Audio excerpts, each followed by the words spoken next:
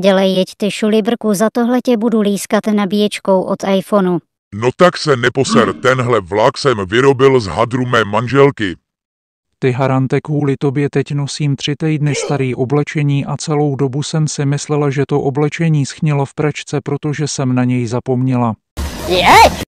Který z vás kokotů nasypal do motoru sušenky teď tu s kejsnem jak kefír? Já. Zmizte odsaď. Jeď, pochop to, ty hroma dovozenýho masa. Tak zvýšíme kalibr, vezmu si na tebe nabíječku z Bauhazu se 3 konektorama, to bude mít 3krát větší efektivitu. Neměl za to ti poseru ksicht.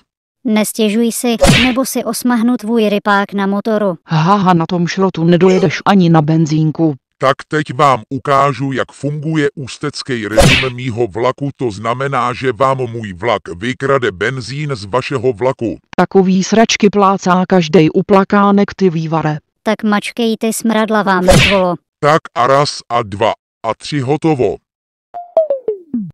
A kdo je teď tady uplakánek, ty zaječí na smetaně? Opovaž se to dát na YouTube.